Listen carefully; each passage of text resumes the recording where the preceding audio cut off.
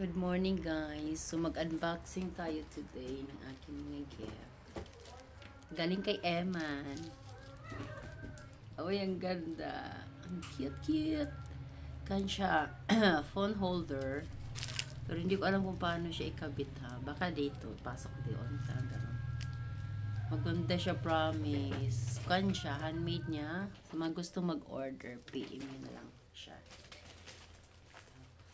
Milky Boy, don't disturb Mama. Then, this one for Talia. Tapos, ito. Kay Joy ata to, kasi, panay tanong siya kung kasya ba sa akin. Ano ba i-cheat? Ay, bongga. Sa'yo ba to galing, Joy? Thank you. Kasi panay tanong siya kahapon. Tapos tanong siya ng tanong kung magkasya ba daw sa akin. Of course. Yan nga siya. Ganun siya, Joy. Kasya siya sa akin, Joy. Huwag kang mag-alala, Joy. Ang ganda. Next. Kay Ate Tin ata to kasi magkapareho yung kanilang iba lang kulay. Ay! Contagious. May pa-sleeper si Ate Tin. Kasya po sa akin, ate. Parang alam mo yung size ko, tiya.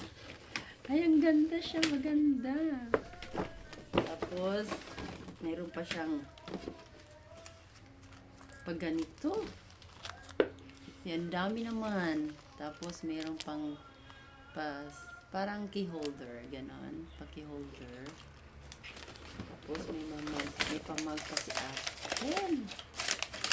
Ay, thank you so much. Ang ganda ng mug. O, diba? Aris, merong pang zodiac sign ko. O, diba? Thank you, ate. Kay Joy, suot ko na. Hindi, Talia, mamaya. Buksan ko na. Suot ko na. Ang ganda naman ng mga regalo nila. Ang gaseous. Ang ganda ng mga regalo. Ito. Tapos, next. Ay! Kay Malago ata to. Malago Rhea. Kasi walang pangalan. Pero alam ko galing sa kanya to. O, diba? Parang, oy, ang cute! Kita niyo yan? Favorite color ko pa. Tapos ito. Tapos kay Besh ko.